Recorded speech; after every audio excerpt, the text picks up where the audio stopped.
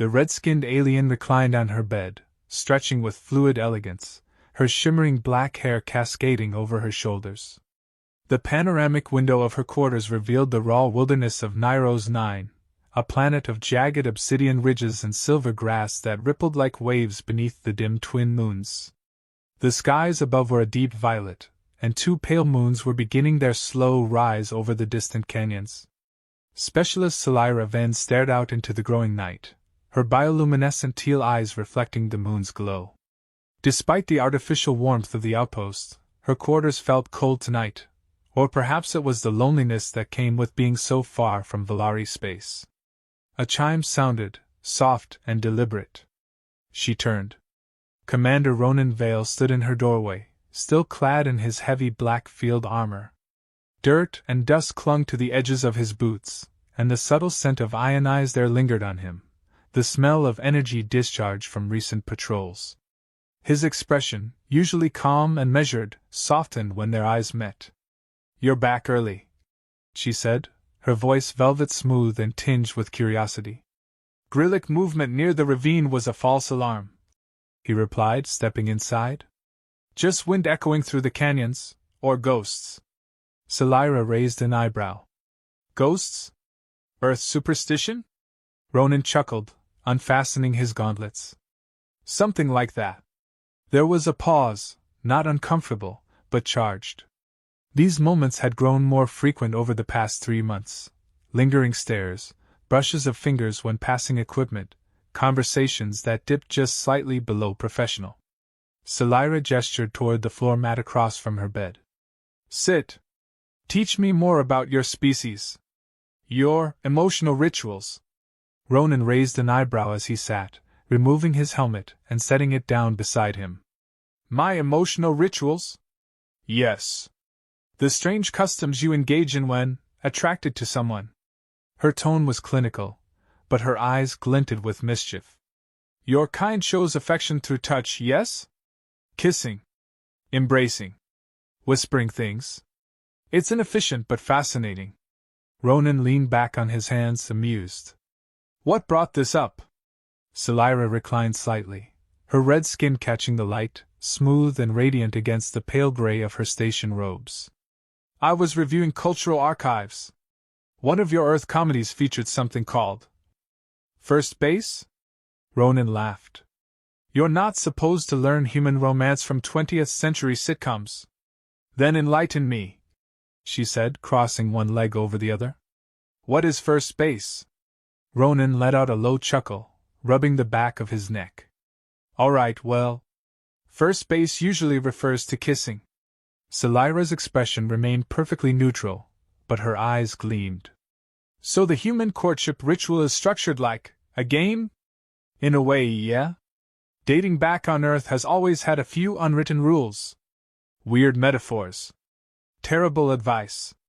Somehow it still works sometimes." "Strange," she mused, tapping her fingers thoughtfully against her thigh. "On Valari, courtship is a calculated agreement between compatible partners. Efficient.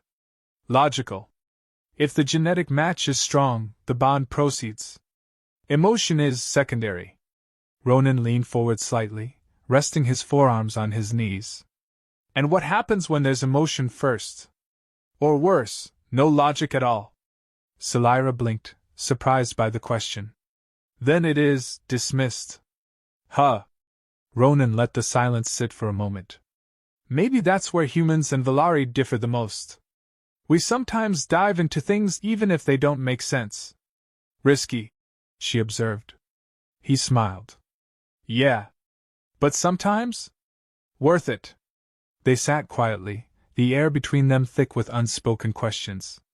Outside, the winds of Niros 9 stirred the silver grass into restless motion, and somewhere in the distance, a low cry echoed off the canyons.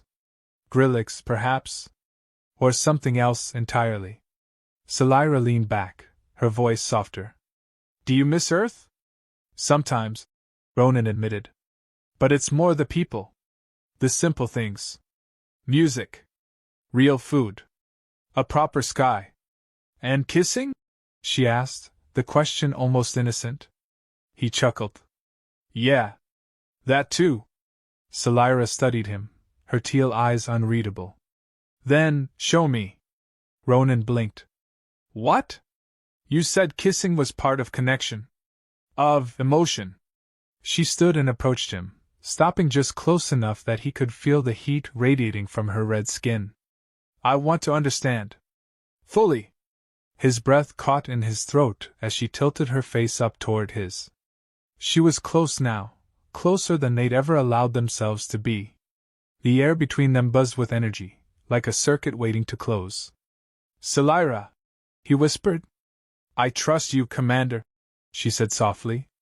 Ronan's hand rose slowly, brushing her cheek with the back of his fingers.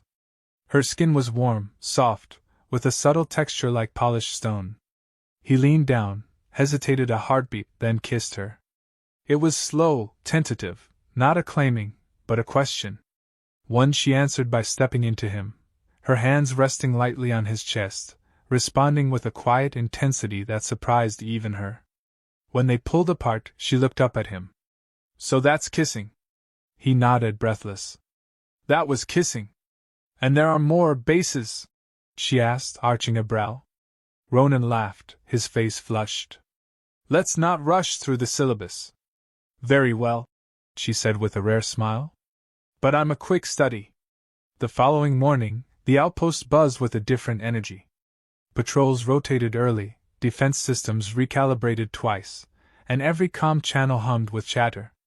Yet for Selira and Ronan, the world outside their small corner of Nova Edge felt distant. They hadn't spoken much after the kiss. They hadn't needed to. Now, in the control center, surrounded by screens and terminals, Selira sat with her usual composure, inputting new coordinates into the terrain scanner. Her red skin glowed faintly in the dim light of the main console, but her eyes kept drifting toward the security feed, specifically the one that showed the landing bay, where Ronan was overseeing a new shipment of supplies. Your vitals are elevated, came a voice behind her. Selira turned to see Dr. Merrick, the outpost Valari physician, eyeing her curiously. His pale blue robes were pristine, and his data tablet glowed with her biometric readings.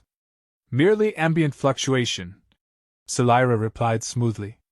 Merrick tilted his head. Interesting. The fluctuation began shortly after Commander Vale entered your quarters last night. Selira stiffened. Your implication is inappropriate. My curiosity is medical, Merrick replied, voice cold and clinical. Should there be entanglements, it is relevant for health monitoring. There are no entanglements, she said sharply, then paused. Not yet. Dr. Merrick blinked, surprised, but did not press further. I see. In that case, perhaps I should remind you that the Valari directive discourages unnecessary emotional exposure, especially when bound to volatile species. Humans are not volatile, Selira said quietly, her voice tinged with something more than mere defense. They are unpredictable. Adaptive. Complex. Same difference, Merrick muttered, turning away. Down in the bay, Ronan sealed the cargo crate and tapped his communicator. Selira, the atmospheric shields over the canyon edge have glitched again. You available to assist? She tapped her comm. Acknowledged. I'm en route. Minutes later, they stood side by side on the outer deck of the observation platform. The twin moons were just rising again, and the horizon was layered in soft gold and deep lavender. Below them stretched a chasm miles wide, a tear in the planet's crust where even light seemed to hesitate. Beautiful out here, Ronan said, crouching beside a damaged power conduit. Even if it wants to kill us. Selira joined him, her nimble fingers already scanning the energy coil with a portable device. The shield matrix is unstable. I can repair it, but I'll need 10 minutes of uninterrupted access. You've got it, Ronan said, watching her work. There was a rhythm to her movements, graceful and deliberate. Her long black hair shifted as the wind caught it, and her red skin gleamed against the metal platform. You're staring, she said without looking up. Observation, he replied. Scientific. She smirked faintly. Then observe this. She leaned toward him, kissed him again, swift and certain this time, as if she'd replayed it in her mind all night and had chosen her moment. Ronan's heart pounded. So much for no entanglements. I never said I wasn't curious, she replied. The shield repairs took longer than expected. By the time Selira realigned the phase regulators and rebooted the matrix, the horizon had dimmed further, casting longer shadows through the canyon basin. The harsh Nairo's wind picked up, howling through the support struts of the deck as if warning of something approaching. Ronan stood at the edge, pulse rifle slung over one shoulder, scanning the expanse below with sharp eyes. Did you feel that? He asked. Selira looked up from her tools. The vibration? Yes. Minor tectonic movement? Felt more like impact tremors, he said, adjusting the dial on his visor. Movement, south slope. Near the ice ridge. She approached, peering through the targeting scope he offered her. Through the enhanced lens, faint shifting shapes crawled along the rock face, low, fast, many-legged. The Grillix. There shouldn't be this many this close, she said, her voice suddenly tense. They avoid the shield line. Unless something pushed them toward it, Ronan muttered. He activated his calm. Control, this is Commander Vale. We have confirmed Grillic presence on the south perimeter. Requesting squad deployment and defensive barrier check. Static answered him, followed by a garbled voice. Reading interference, systems, compromised. Selira straightened. Jamming. Low-frequency pulse, very targeted. How many? He asked, already moving. Dozens, she said, then corrected herself as more dark shapes emerged from the shadows. Hundreds. Back inside the station, emergency lights flickered to life. Red strobes painted the halls as sirens wailed. Ronan and Selira rushed through the corridors, arriving at the control center just as Captain Drayen appeared on the main screen, his face pale, sweat gleaming on his temples.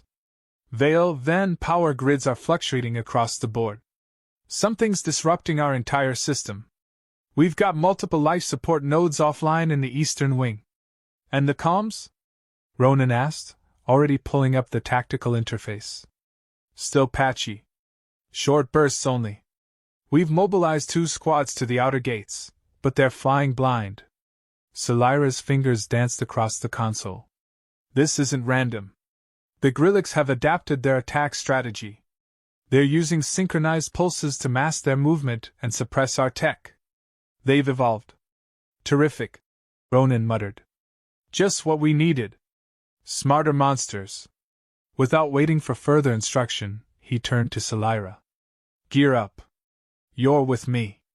If they take out that auxiliary reactor on the south ridge, the station's defenses drop completely. You're not going alone? Captain Drayen asked. No, Selira replied, retrieving her weapon from a nearby locker. He's bringing someone who doesn't freeze under pressure. Ronan glanced at her, a flicker of admiration in his eyes. Stay close. I always do, she replied quietly. Together, they raced toward the southern sector, where the rising storm and an approaching swarm waited like twin harbingers of chaos. The exterior blast door hissed open as Ronan and Selira stepped into the elements. The storm had arrived in full.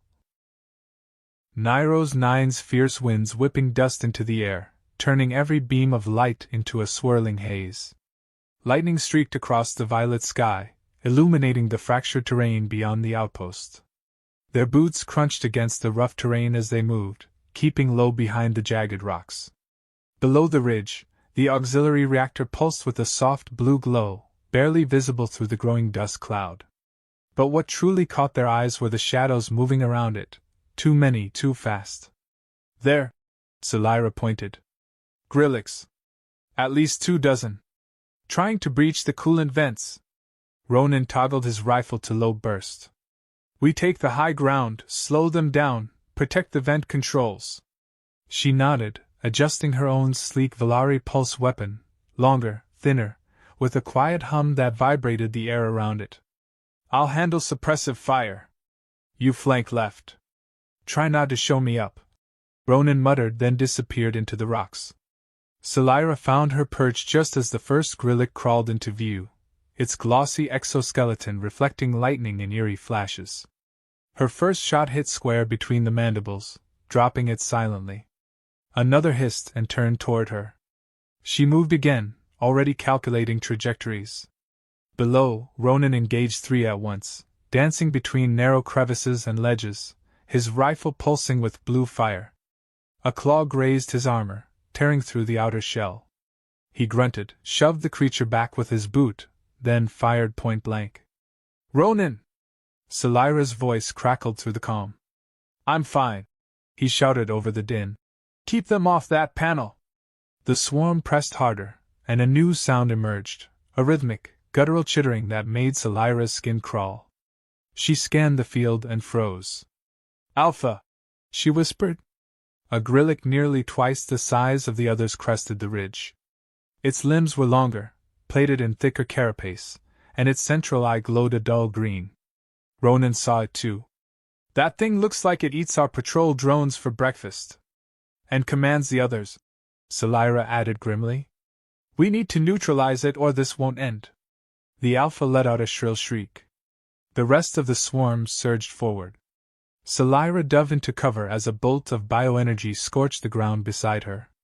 "Flank it," she said, already moving to draw its attention. "I'll distract it. You go for the kill." "Bad plan," Ronan growled. "But I'm in." She broke cover, firing a precision shot that struck the Alpha's side.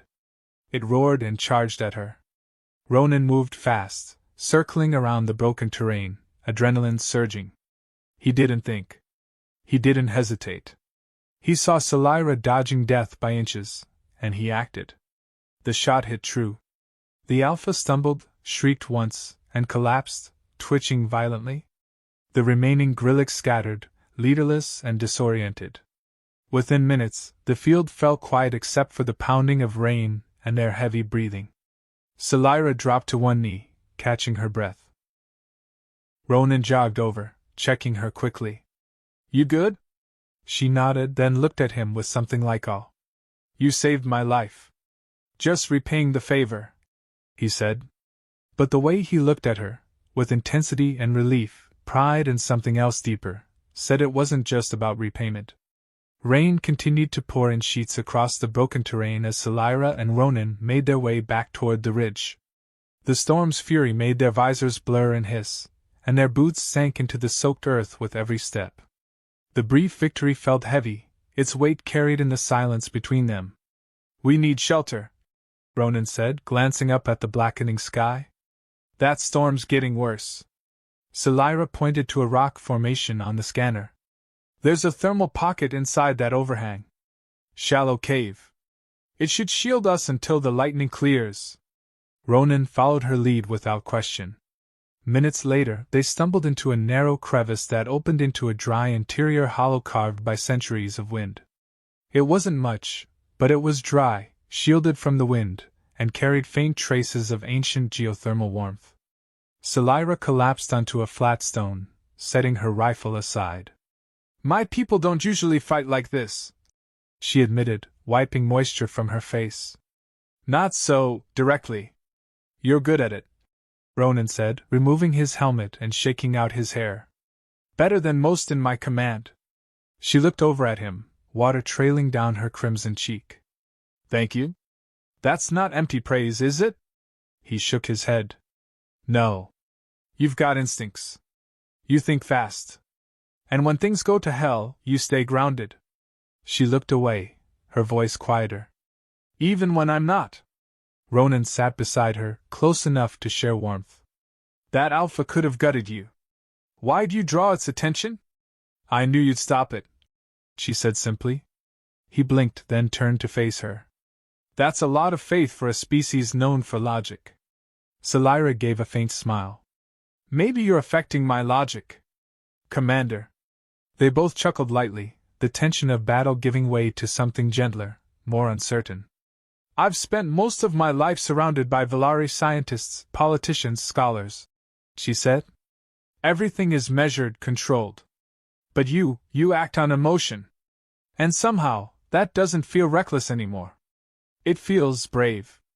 Ronan leaned back against the cave wall. I was scared out there, he admitted. When that alpha turned on you, I didn't think. I just ran. She turned to look at him, surprised. You were afraid? He nodded. Yeah. Of losing you. Salira's breath caught slightly. She had no prepared response, no calculation, no rehearsed speech. Only silence, and her hand drifting toward his.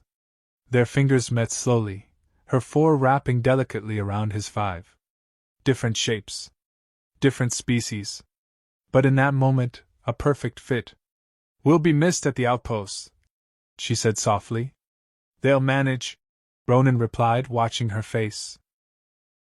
Lightning flashed outside the cave, but inside, only quiet warmth lingered between them. Ronan, she said, voice just above a whisper. Would it be acceptable to share body heat? He raised an eyebrow, a teasing smile on his lips. For survival purposes, of course? Strictly survival, she said, already unfastening the upper layer of her armor. Then we'd better make sure we don't freeze. They leaned into each other, closer now than ever before, as the storm raged just beyond their haven. The geothermal warmth inside the cave wasn't quite enough to push away the chill that had settled into their bones. But the heat between Ronan and Salira, that was something else entirely. They sat close, pressed together side by side, sharing a thermal blanket from Ronan's emergency pack. His undersuit clung to him, still damp from the rain, while Salira's outer armor lay beside her, her red skin gleaming with residual moisture. Her shoulder rested against his. She was smaller in stature, but her presence filled the space between them. She stared at the slow drip of mineral water from the cave ceiling, eyes thoughtful. This, she said after a long silence, feels illogical. How so? Ronan asked. To be this close to another, physically and emotionally, to feel something stir in my chest and not be able to categorize it. I've read of it. Studied it. But now... He turned toward her. Now you feel it. Salira nodded. And I cannot file it away or analyze it into pieces. It just is. That's how you know it's real, he murmured. Their eyes met again in the low light, his brown to her glowing teal.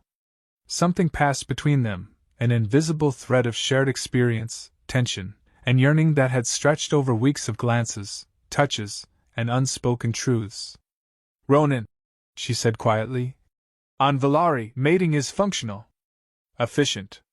When necessary. Love, as humans describe it, is viewed as volatile. And what do you think? He asked, his voice low. I think. She hesitated, then reached up to brush a lock of wet hair from his brow, her touch surprisingly tender. I think I no longer care what Valari tradition says. He cupped her hand against his cheek, closing his eyes briefly. I never expected this, he said.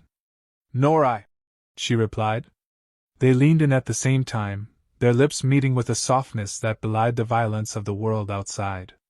It wasn't urgent or lustful, it was discovery. A slow-burning flame kindled in the dark. Her skin was hot beneath his fingertips, and his breath tickled her jaw as the kiss deepened. When they finally pulled apart, her face was flushed a deeper red, her eyes wide with something between awe and nervous anticipation. I didn't know humans were so gentle, she whispered.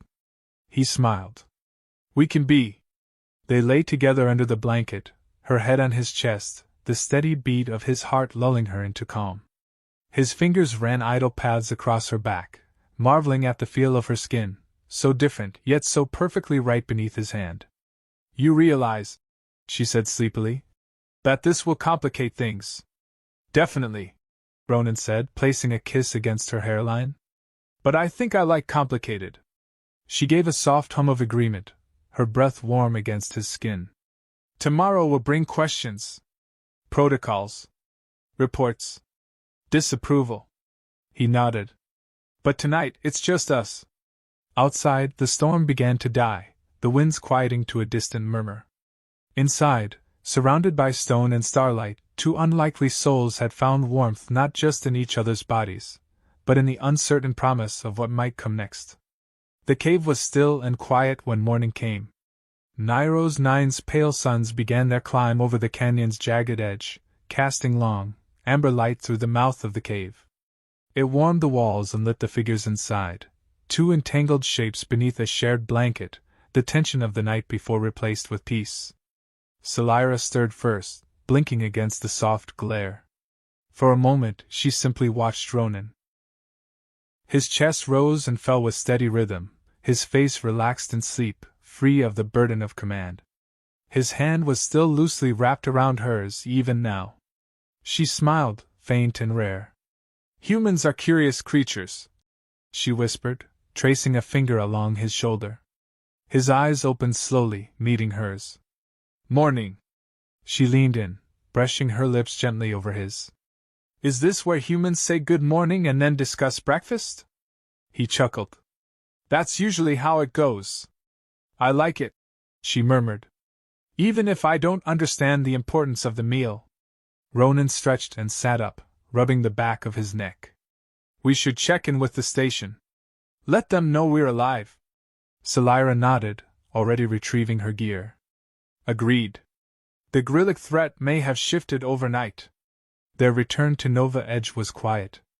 The path down from the ridge showed signs of recent battle, burned carapaces, crushed rocks, blood that had already turned brown in the dust. Ronan kept close to Selira, watching her with subtle glances. She moved like she always did, precise, poised, but there was something different in the air between them now. A shared secret. A silent promise. When they reached the main gate, Captain Drayen met them with a scowl. "About time. We took cover during the worst of the storm," Ronan said. "Shield repairs held. We also engaged and eliminated a new Grillic Alpha." Drayen's eyes narrowed. "You did?" Selira stepped forward. "Commander Vale neutralized it while I managed the support flank. His tactics saved the reactor, and possibly the station." Drayen gave a reluctant nod. "I'll want a full report." "Of course," Selira said, but her voice was distracted, her attention caught by the side glances from crew members passing by. Whispers followed them through the corridors. Nothing said aloud, not yet, but in a place like Nova Edge, where crew rotation was slow and boredom constant, secrets didn't last long. When they reached Ronan's quarters, he paused. "They know." Selira didn't answer for a moment. Then she turned to face him. "Let them." That one quiet sentence carried more weight than any declaration. Let them whisper. Let them wonder. Let them judge. Because she'd made her decision.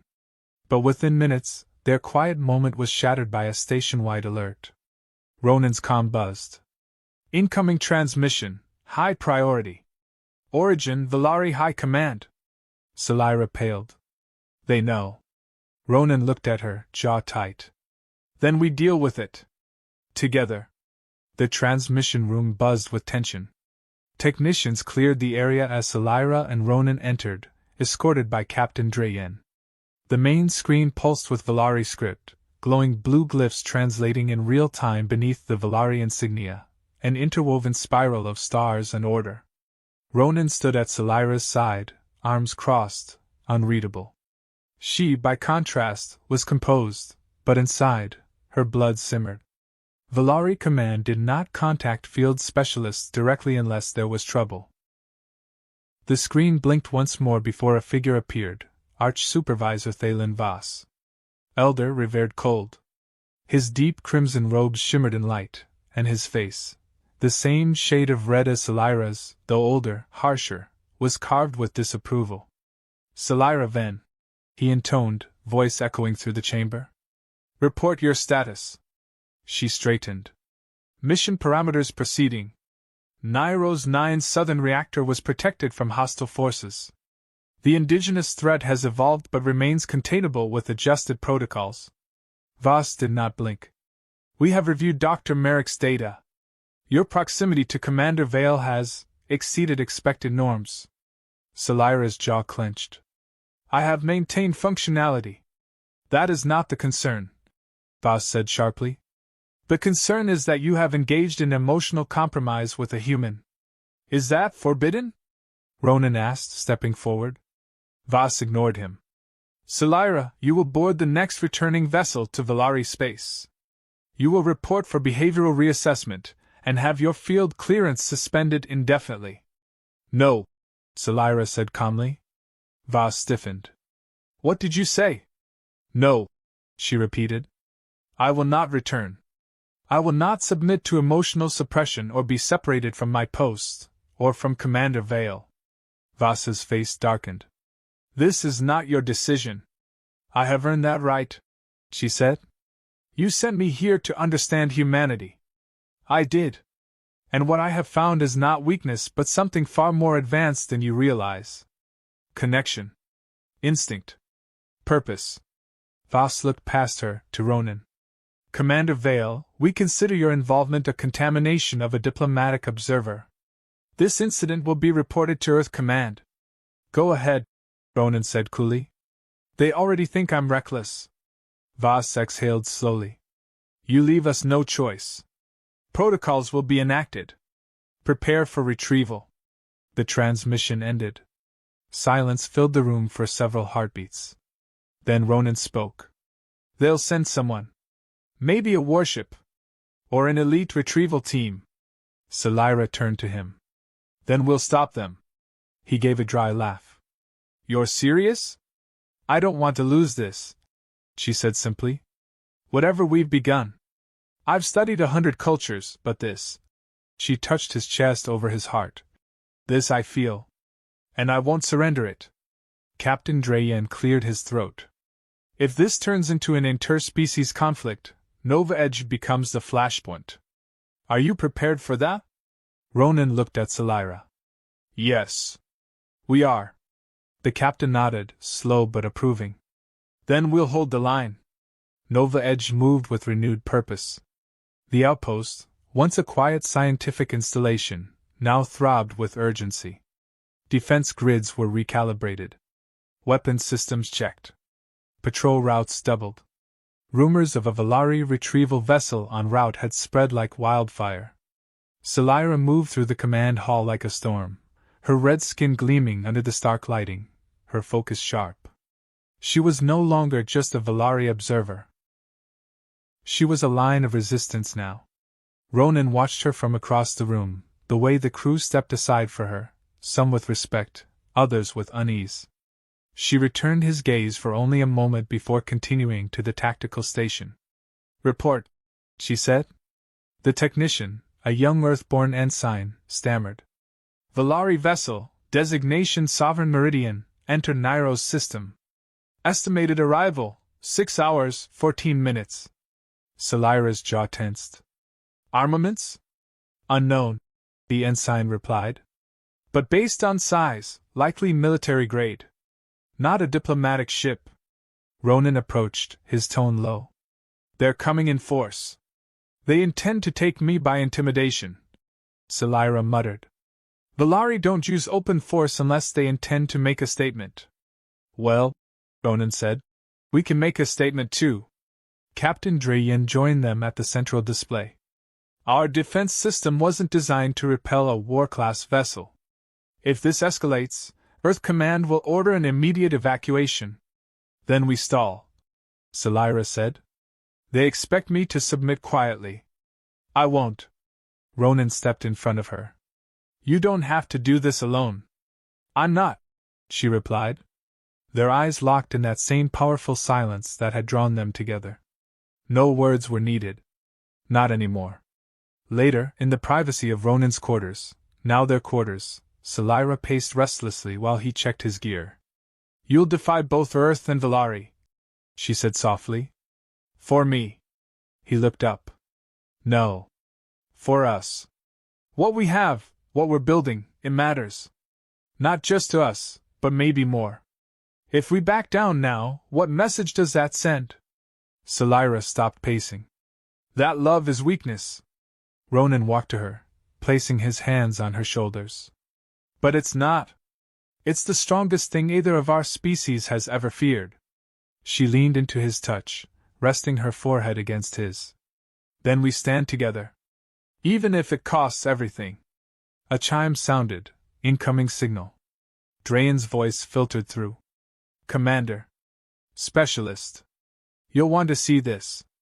They reached the observation deck just as the Sovereign Meridian pierced through Niro's Nine's upper atmosphere.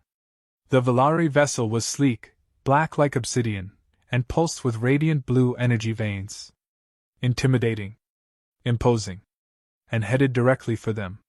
This is it, Ronan said quietly. Everything changes now.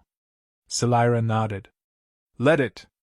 The Sovereign Meridian descended with the precision of a blade, its long form blotting out the rising sun as it hovered above Nova Edge's docking perimeter. The crew of the outpost stood at full alert, weapons readied but lowered, waiting.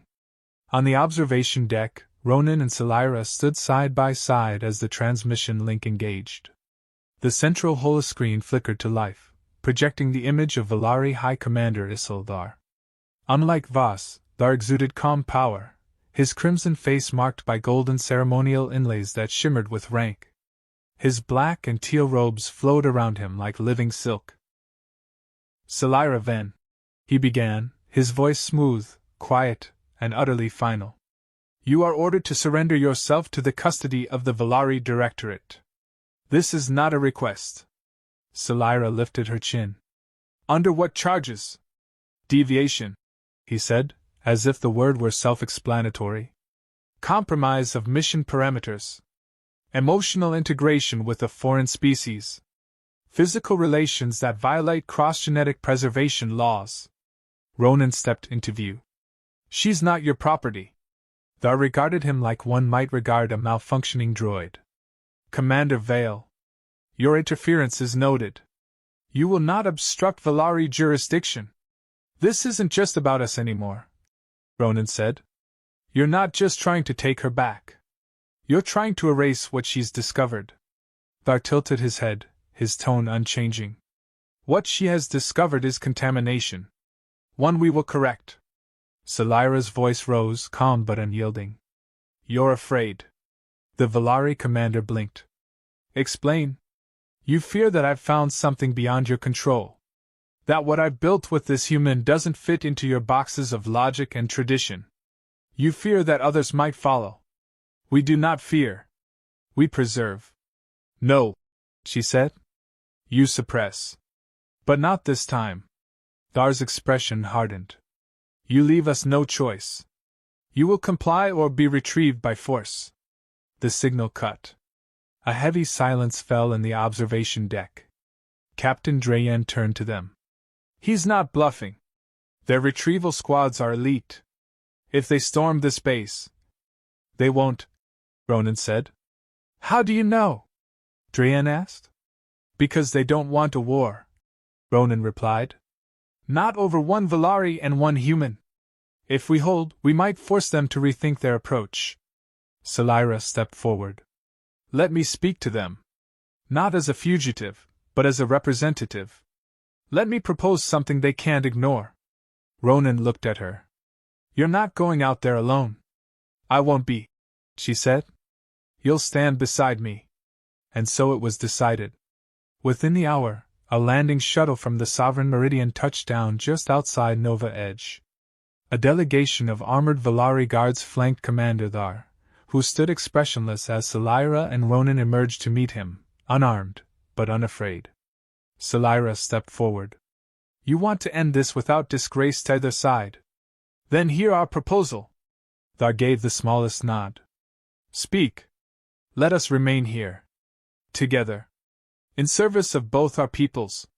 As part of a new initiative, a trial of unity. A sanctioned coexistence. An experiment? Thar asked. A beginning, she said. He turned to Ronan. And you agree to these terms? I'll stand with her, Ronan said, in whatever roles required. The wind picked up, swirling dust around their boots. The silence stretched. Then, finally, Thar spoke. You will remain. Under observation. And with that, he turned, and the delegation departed. Selira let out a breath she hadn't realized she'd held. You did it, Ronan whispered. No, she said, slipping her hand into his. We did. The atmosphere at Nova Edge shifted in the days that followed. Not just because the sovereign meridian hovered silently in low orbit, its presence a constant reminder of Valari scrutiny, but because Selira and Ronan's bond had been made official. Sanctioned. Studied. Commander Thar had filed his initial reports to the Valari Directorate, and in a rare show of compromise, Earth Command responded with cautious support. The two sides agreed. Ronan and Selira would stay on Niros 9, leading a new program dedicated to cross-species collaboration. It sounded diplomatic on paper. In practice, it was an experiment in the impossible. On the second morning of the mandate, Selira stood before a small audience of Valari and Earth personnel in the outpost's central chamber. Ronan sat nearby, arms folded, watching her with pride. I stand here not as a defector, she began, but as someone who has seen beyond tradition. Valari teachings once shaped my every action. But connection, true connection, requires more than logic. It requires choice. There was silence.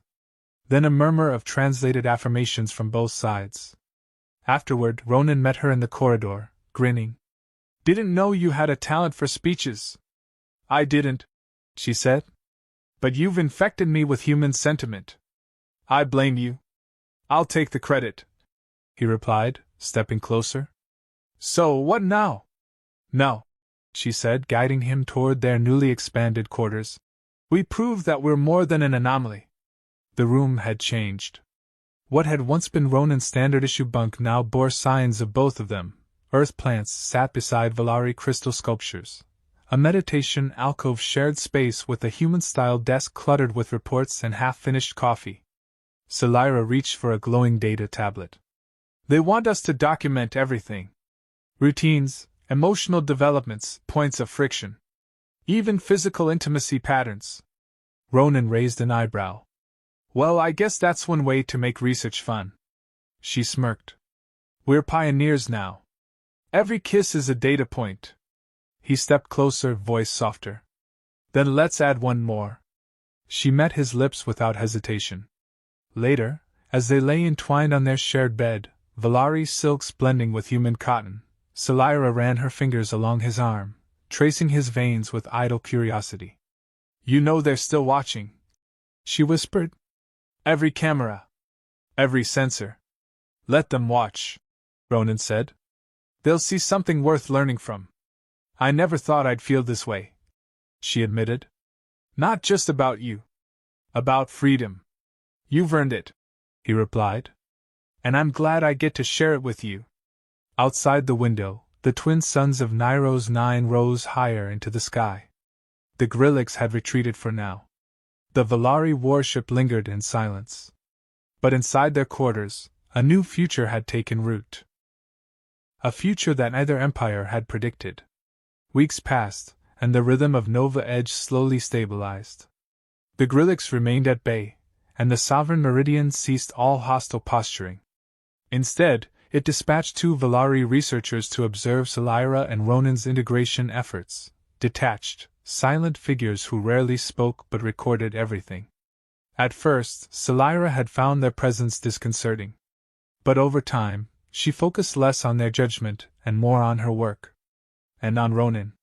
One evening, after a long day of system calibrations and diplomacy briefings, she found herself sitting cross-legged on their bed, hair unbound, her red skin gleaming under the soft amber lights. Ronan entered, tossing his jacket aside. You're meditating or sulking? Both, she replied without opening her eyes.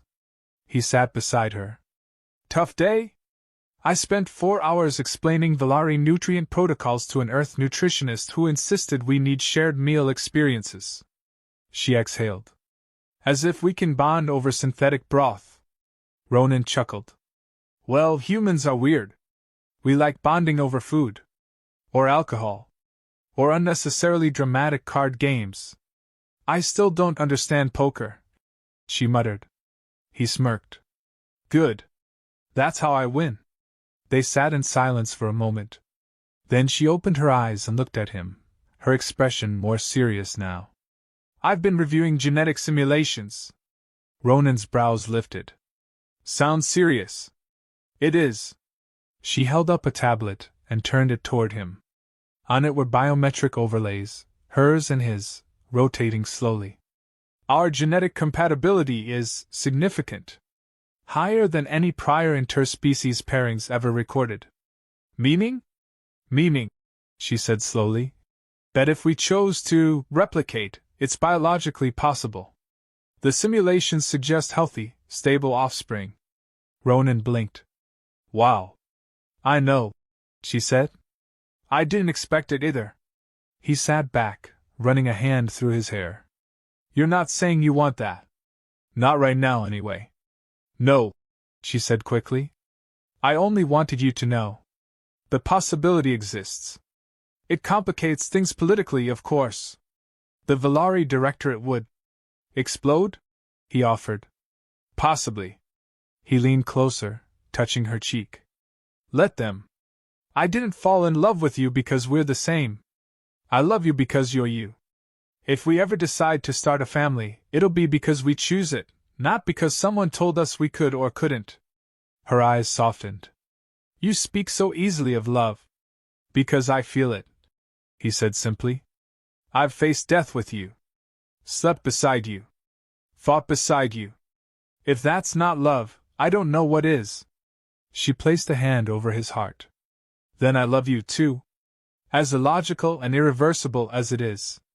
They kissed, slowly and deeply, sealing the truth between them, not as part of an experiment, but as two souls who had crossed cultures, biology, and feared to find something real. Outside, the stars wheeled silently over Nairos 9, bearing witness to a bond the galaxy had not planned for, but might soon come to depend on. The following morning, the outpost felt unusually quiet. No Grillic alerts. No Directorate summons. No tense diplomacy sessions. For once, silence wasn't a warning. It was peace. Ronan stood on the outer deck of Nova Edge, overlooking the canyon below. The sunrise cast molten gold across the terrain, washing the jagged rocks in soft light. His eyes scanned the horizon, but his mind wasn't on the view. Behind him, the door slid open. He didn't need to turn to know it was her. You're up early, Selira said, stepping up beside him. Her long midnight blue hair was tied back in a simple braid, and her red skin shimmered in the morning light. You usually sleep in when we're not on alert. He didn't answer immediately. Instead, he pulled something from his pocket, a small metal band, hand-forged from salvaged ship alloy, polished smooth. It was simple, unadorned, and unmistakably human. Selira tilted her head, intrigued. What's that? He held it out to her. A ring. She blinked, confused. It's circular. It's symbolic, he said. On Earth, giving someone a ring like this means you want to be bonded. Committed. Not just emotionally, but legally, spiritually. In every way that matters. She stared at it for a long moment, her teal eyes flickering with emotion.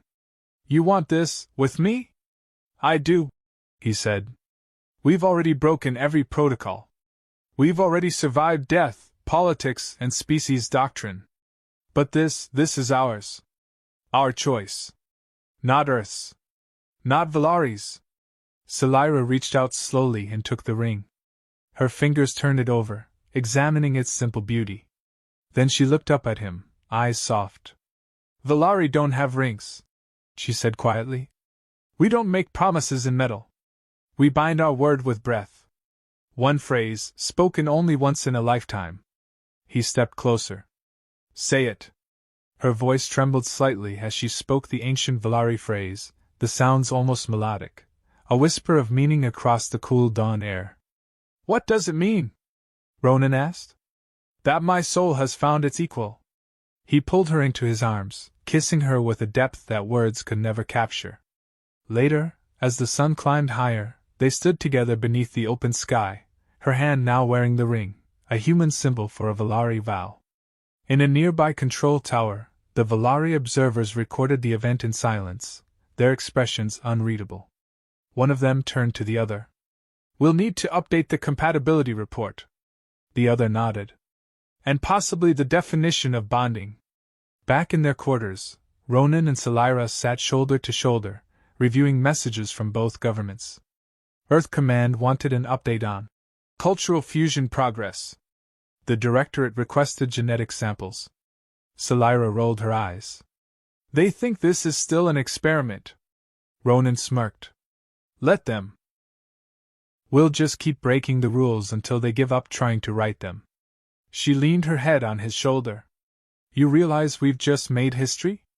Yeah, he said. But more importantly, we've made a life. The days that followed were filled with new rituals, shared meals, joint planning sessions, quiet moments where neither Ronan nor Selira spoke, just enjoyed the comfort of each other's presence. Their bond had become a quiet anchor amid the continued watchful eyes of Valari and human authorities alike. But peace never lasted long on Nairos 9.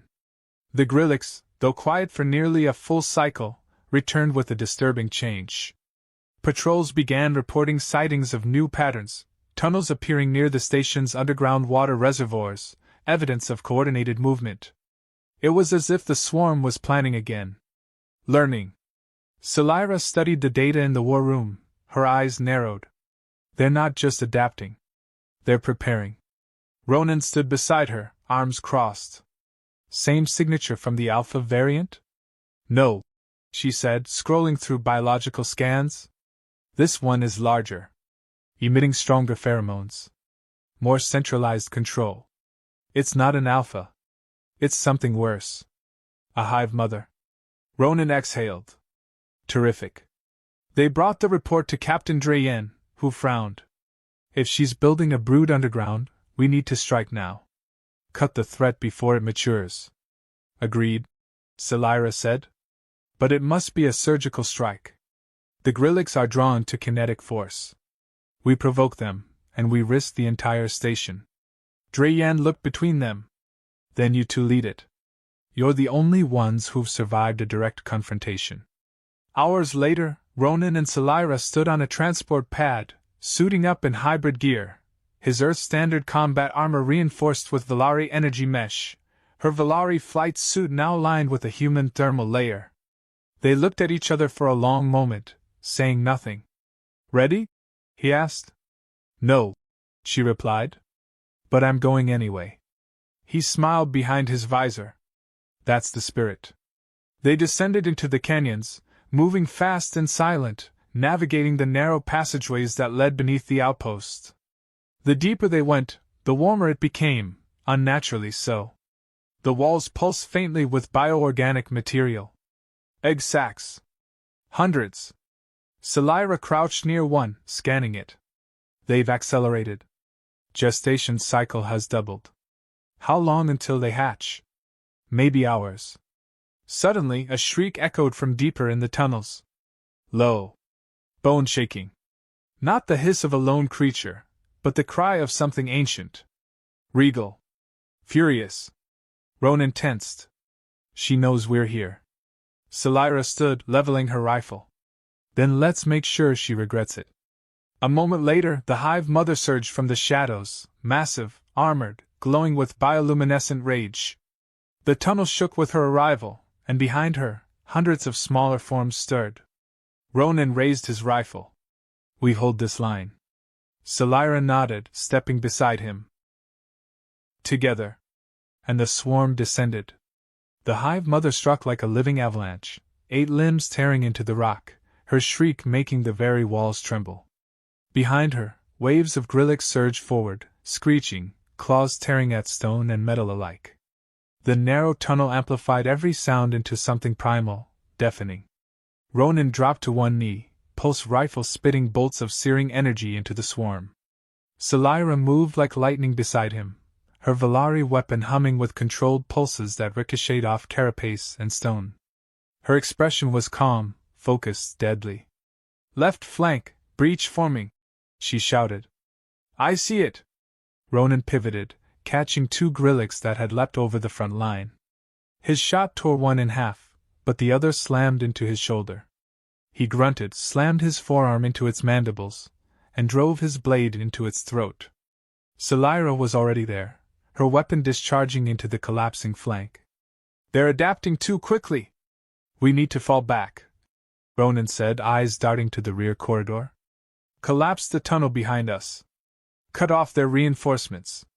We won't reach the Hive Mother if we retreat now. She's not going anywhere either, he growled. Better we survive and plan a second hit than die buried under a brood. But Salira hesitated, until the Hive Mother roared again and began moving. Not back. Forward. She's not staying, Salira realized. She's leaving the nest. Ronan's blood ran cold. She's heading for the station. Suddenly, everything changed. The mission wasn't about neutralization anymore. It was about interception. New plan, Salira said quickly. We drive her into Chamber 13, the abandoned dig site. It's unstable. We trigger the charges we left from the last excavation. Seal her in. Ronan nodded. Lead the way. They ran, firing in rhythmic bursts, drawing the Hive Mother's attention while slipping past her forward swarm. The Queen bellowed in rage and pursued, trampling her own spawn in the frenzy. The narrow tunnel opened into a vast, partially collapsed chamber, choked with old mining gear and exposed veins of blue crystal that shimmered like stars. Ronan and Salira split, taking positions at opposite ends. Ronan radioed into command. Trigger charge sequence Delta, on our mark. Copy, came the response. Salira watched the Hive Mother enter, hulking and furious, her limbs scraping sparks across the stone floor. Almost. Now! Ronan shouted. The ground lit up with detonations. The chamber exploded inward, dust, rock, and crystal collapsing as one. The Hive Mother shrieked, her massive form pinned beneath a cascade of stone and fire. Silence returned slowly, sifting in through the smoke. Ronan's ears rang. Salira? I'm here, she called from the far side, limping out of the haze. Her armor was scorched, hair loose around her face, but her eyes were alive. They met in the middle of the ruined chamber, gripping each other's forearms. We did it, he breathed. For now, she said. But this planet never rests long. They stood together amidst the rubble, bloodied, battered, but unbroken. And more united than ever. They returned to Nova Edge as dusk settled, the sky streaked with deep violet and fading amber. As the perimeter gates hissed open, personnel gathered to see them, bloody, scorched, armor scraped, but walking tall. Salira's red skin was streaked with ash, Ronan's knuckles still smeared with dried blood, but they bore the air of victory. Inside the medbay, Dr. Ansel and Valari healer Meiji worked side by side for the first time without argument, treating wounds in synchronized silence. As Salira sat on the examination table, Meiji scanned her with clinical precision, but could no longer hide his awe. You faced the Hive Mother, he said. Salira nodded. And we survived. You led her into collapse. You did that. Ronan, seated nearby as Dr. Ansel rebandaged his forearm, glanced over. Team effort. You do not understand what she is, Meiji said, looking between them. In Valari lore, Hive Mothers were believed to be unkillable. Divine punishers of reckless colonies. You've done more than save this station, you've rewritten part of our history. Salira absorbed the weight of that quietly. Then she looked to Ronan. Good. Let that rewrite continue. By morning, the story had reached both Earth Command and the Valari Directorate. Comm screens glowed with urgent requests, transmissions from dignitaries, scientists, even military commanders wanting to know how they'd done it, and why. Captain Drayen gathered them in the command center. Earth wants you to debrief on a broadcast. The Directorate wants a closed session. Both are asking the same question: what does your relationship mean for the future of our species? Salira stood at the front of the room, a new calm surrounding her, something regal. Not a soldier. Not a scientist. Something else. It means evolution, she said. She looked at Ronan. We've shown that a human and Valari can fight together, live together, love together. Our bond isn't an exception. It's a beginning. Captain Drayen folded his arms. You'll have enemies for this. I already do, Selira replied. But now, I have allies too. Later, back in their quarters, Ronan sat in silence, watching her as she braided her hair with slow precision. You were incredible today, he said. So were you. They're going to ask us to leave here eventually, he murmured. Higher-ups. Relocate us. Turn us into symbols. Selira nodded. Then we go. Together. He walked over, kneeling before her. You're not afraid?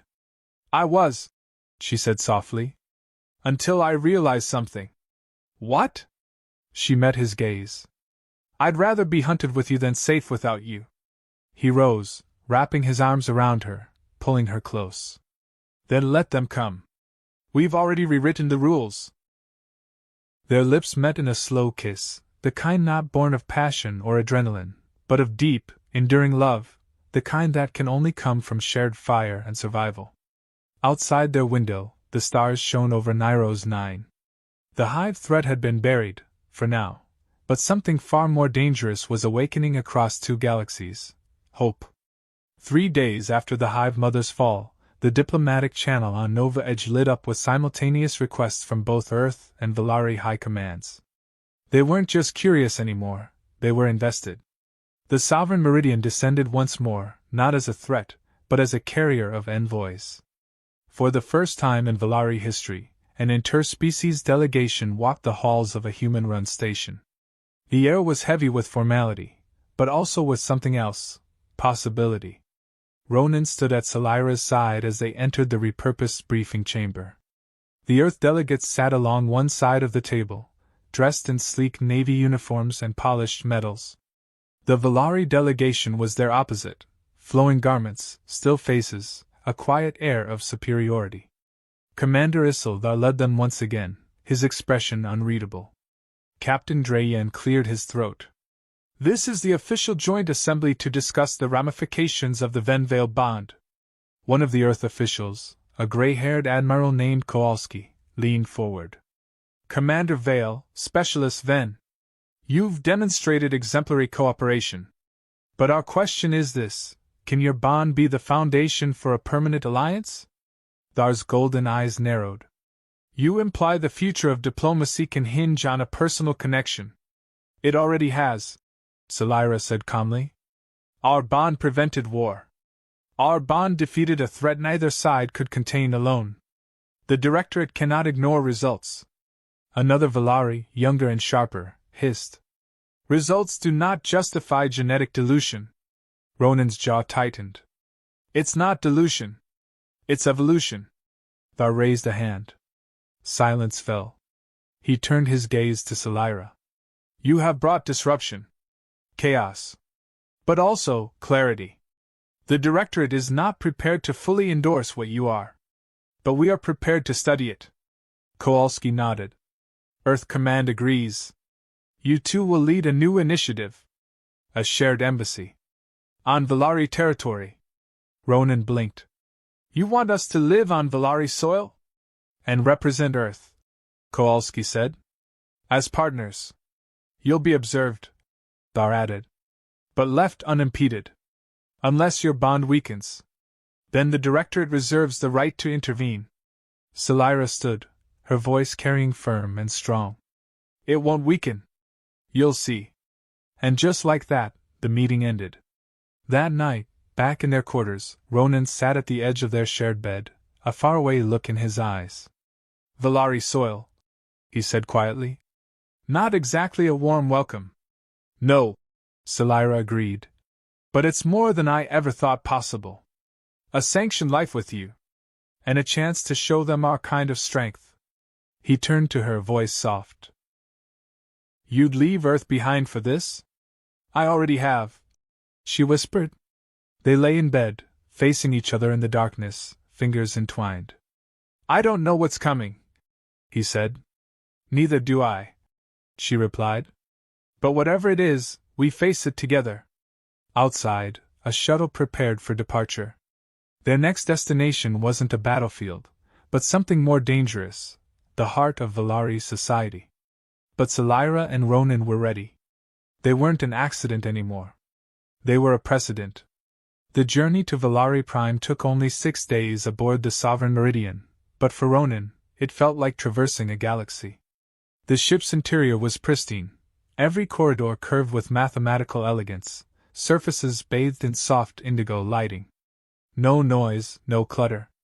No room for chaos. Selira seemed at home here, her gait smooth, confident, but Ronan noticed how often her eyes flicked toward him, checking, reassuring, grounding. She hadn't forgotten this place had once demanded her obedience. Now, she returned as something else, a bridge. When they arrived, the atmosphere in the capital was sterile and bright. The air was thinner, cooler, and laced with a floral undertone that lingered on the tongue. Valari citizens watched them from balconies, window ledges, and open hovercrafts, some curious, others scornful. The new embassy stood at the edge of a crystalline cliff, a structure built half from earth metals, half from Valari stone, symbolizing union. Inside, it was minimalist but functional. 2 bedrooms. A shared workspace. 1 diplomatic observation platform. And far too many cameras. They were assigned an integration liaison named Aller, a young Valari with soft features and a polite, almost robotic tone. "You will submit weekly logs," he said. "Daily behavioral assessments. No public displays of physical bonding beyond approved interactions. This is not a home. It is a monitored junction of cultures." Ronan gave Selira a sideways glance. "Friendly bunch. Valari hospitality is selective," she said under her breath. The first week was stiff. Report after report. Debrief after debrief. Questions from Valari officials bordered on intrusive. Earth Command. "They talk about us like we're breeding experiments," Ronan muttered one night as he dropped onto the embassy couch. Selira joined him, curling against his side. "That's because we are. To them. But they'll learn." He looked down at her. "You still sure about all this?" She looked up at him, her teal eyes warm. "You've seen what we can endure. What we've overcome. There's nothing left to doubt." Ronan leaned in, kissing her slowly. "I just hate seeing you under their thumb again." "I'm not," she whispered. "Not anymore. Because this time, I chose to be here. For us." They sat like that for a long while, holding each other as the stars wheeled silently across the sky beyond their window, unaware that 2 species watched their every move, waiting for proof that love could outlast protocol. Their second week on Valari Prime began with a formal banquet, an event neither Ronan nor Selira had requested, but one mandated by the Directorate to showcase progress in cultural harmony. The grand hall where it was held was carved from pale white stone and lit by floating prisms that refracted soft light across polished glass floors. Valari dignitaries stood in rows, their ceremonial garments flowing like liquid. Earth representatives arrived too, crisp in dark uniforms, every word and gesture rehearsed. Selira stood at Ronan's side, regal in a silver-stitched robe that clung to her red form. Beside her, Ronan wore a formal earth jacket modified with Valari accents, a quiet symbol of their merger. But as the speeches began, the air turned brittle. "They speak about us like a pet project," Ronan muttered to her. "They're not celebrating us. They're measuring us." "I know," she said quietly. "But they're also listening." Midway through the gathering, Thar approached them, flanked by lesser officials. His tone was polite, but distant. "Specialist Ven. Commander Vale. You have become quite the symbol." Ronan smiled without warmth. "Symbols are easier to break than people." Thar ignored the jab. "There is concern among the High Council that your presence is influencing others. There are whispers of Valari choosing to engage in similar bonds." Selira's brow lifted. "Then the initiative is working." Thar frowned. "The initiative was meant to explore possibility, not endorse deviation." Ronan stepped forward, his voice low. "Then maybe it's time to update your expectations." Before the conversation could escalate, a soft chime signaled the next segment of the event, a presentation of shared vision. Holographic images floated above the center of the room, showing idealized versions of future Earth-Valari collaboration, joint ships, integrated cities, education programs. Notably absent was anything resembling personal relationships. Bonds like Salira and Ronan's. When the lights dimmed again, Ronan turned to her. "They're rewriting the future and erasing us from it. They're afraid," Salira whispered. "Because once people realize what's possible, they can't be controlled the same way." Later, in the silence of their quarters, Salira stood at the window, staring out over the crystalline city. "We may not belong here, Ronan." "Not really. Not to either side." He came up behind her, wrapping his arms around her waist. "Then maybe we don't need to belong. Maybe we just need to be seen." She turned, pressing her forehead to his. "And if we're never fully accepted?" He smiled gently. "Then we stay together. Loud. Honest. Unapologetic." And in that moment, with the stars beyond and two empires behind them, they felt it again, something stronger than duty, deeper than alliance. Something no council could legislate. It began with a whisper, barely a blip in the social nets of Valari society, then a quiet message on the encrypted human diplomacy channel. 2 more human Valari bonds reported in the outer sectors. Then another. And another. By the end of the week, reports reached Ronan and Salira from across the systems. Pilots. Scientists. Even a Valari merchant in the asteroid trade routes. They weren't alone anymore. Salira sat at the embassy console, the report scrolling in glowing blue across her display. Her red fingers trembled slightly as she read. "They're stepping forward," she said, voice thick with emotion. "They're not hiding anymore." Ronan leaned over her shoulder, jaw tight. "So what happens now?" What happened was swift. The Directorate issued an emergency decree. Any Valari found in unauthorized emotional or physical bonding with non-Valari citizens would face disciplinary re-evaluation. Reconditioning. In extreme cases, banishment. Earth Command fired back with diplomatic outrage. Nova Edge issued a public broadcast in defense of Salira and Ronan, with Captain Drayen calling the Valari response a return to fear-based governance. Suddenly, the quiet experiment had become a symbol of rebellion. Ronan paced their quarters as the news broke. "We were supposed to be an example. Instead, we're a spark." Salira stood by the window again, staring out. But this time, she wasn't uncertain. She wasn't afraid. "We are the example," she said. "And examples are meant to challenge the old ways." A transmission request blinked to life on their screen. Not from a government. From a name they didn't recognize, Taras Nera. Salira opened the feed.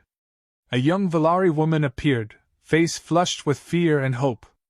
"My family is trying to send me to reconditioning," she whispered. "Because I've chosen a human partner.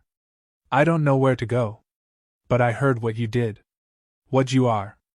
Can you help us?" Ronan stared at the screen. "They're looking to us for protection. They're looking to us for permission," Salira said. "To live. To love. Freely." He stepped beside her. "Then let's give it to them." The next morning, they drafted a message.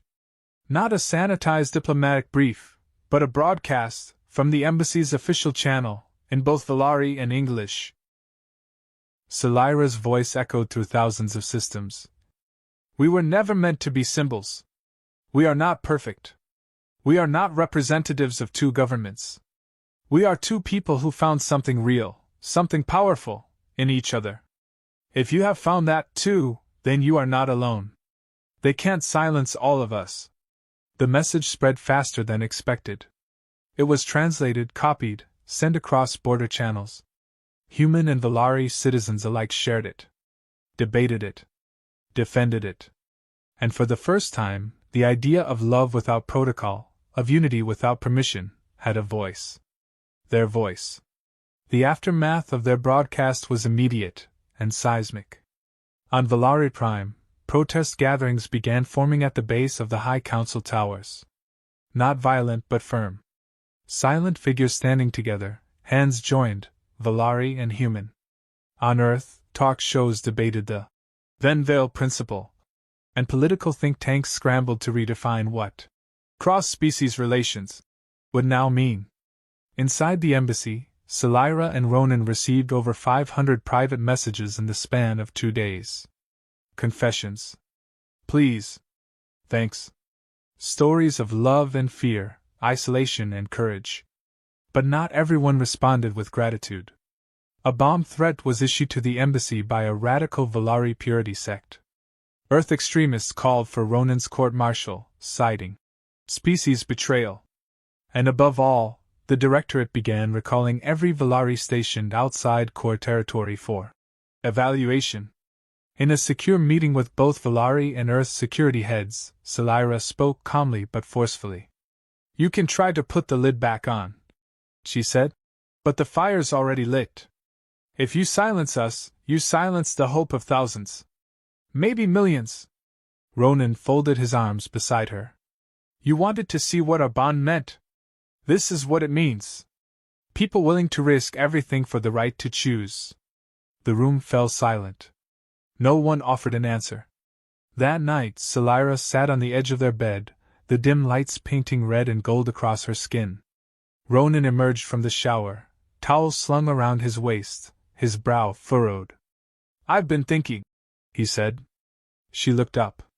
Always dangerous. He smirked, but his eyes were serious. This can't last forever. We either break the system, or it breaks us. She nodded. I know. I don't want to run. I don't want to hide. But if it comes to that. She reached out, taking his hand. Then we run. Together. He knelt in front of her, his voice low. I love you, Selira. Not for what you represent. Not for what they want to make of us. I love you. Even if the galaxy turns its back. She leaned down, kissing his brow, then his lips. And I love you, Ronan Vale. Even if I lose my name, my homeworld, even my people, I will never lose you. They held each other in the quiet, knowing the storm was still gathering. The Directorate hadn't spoken their last word. Neither had Earth. But somewhere, scattered across the stars, others had heard their message. Others had stood up. They were no longer the only spark. They were becoming a flame. The summons came 3 days later, unexpected, curt, and absolute. Valari High Council demanded Selira's appearance in person. No liaisons. No broadcasts. Just her, alone. They're trying to divide us, Ronan said as they stared at the encrypted summons in the embassy's war room. Classic tactic. Peel one from the other. Selira nodded. I know. But if I don't go, they'll label me a traitor. If I do go, they'll try to break you. She turned to him, hands sliding into his. They won't. It wasn't bravery in her voice. It was certainty. When the transport came, she boarded without a word. Ronan watched from the platform, fists clenched as she vanished into the sky. They had agreed, no dramatic goodbyes. No doubts. Still, his chest ached. Inside the towering crystalline dome of the High Council, Selira stood alone on the marble floor. The chamber was cold, sterile, and packed with ancient power. The 12 robed figures seated high above her looked down with expressions carved from stone. You have disrupted order, one intoned. Your emotional breach threatens the balance of generations. I've restored something greater, Selira replied. Choice. Hope. Another leaned forward. You defied your people. I joined with another. That is not defiance. It is unity. They bombarded her with accusations. Genetics. Protocol. Honor. But she stood her ground, every word steady. And when they asked if she would renounce her bond with Ronan Vale, she answered without pause. No. Silence followed. Then came the final sentence. You are no longer Valari in the eyes of the Directorate. You will be removed from the archives. Your bond invalid. Your legacy erased. Selira bowed her head once, but not in defeat. In farewell. When she returned to the embassy, Ronan was waiting outside in the rain. Their eyes met across the platform. I'm not Valari anymore, she said, stepping into his arms. I never loved you because you were Valari, he whispered. They kissed in the rain, cameras forgotten, politics irrelevant. The next day, they tendered a joint resignation from the diplomatic program. And 2 days after that, they boarded a private vessel bound for the outer systems. They would build something new. Not for governments. Not for legacies. But for themselves. Section 24, Epilogue. 3 years later. On a quiet moon in the Ellerin Reach, a small outpost pulsed with quiet life. Gardens of red and green ringed a modest house with walls half made of crystal and steel. Inside, a soft chime announced someone at the door. Selira answered, cradling a small child in her arms, her skin a soft blend of red and tan, her eyes teal, her hair a wild mess of black curls. Outside stood 2 travelers, one human, one Valari, holding hands. We heard what you did, the woman said softly. We want what you have. Selira smiled. Then come in. Inside, Ronan stood at the kitchen counter, flipping through reports from their growing network, other couples, other bonds scattered through the stars. Each one a spark. He looked up as Selira entered. More visitors? He asked. She nodded. The fire's spreading. He grinned and reached for the child in her arms, cradling the sleeping little one close. No protocols this time, he murmured. Only love, she replied. And across the stars, once ruled by silence and law, the sound of something new echoed. A future unbound. A legacy chosen? Together.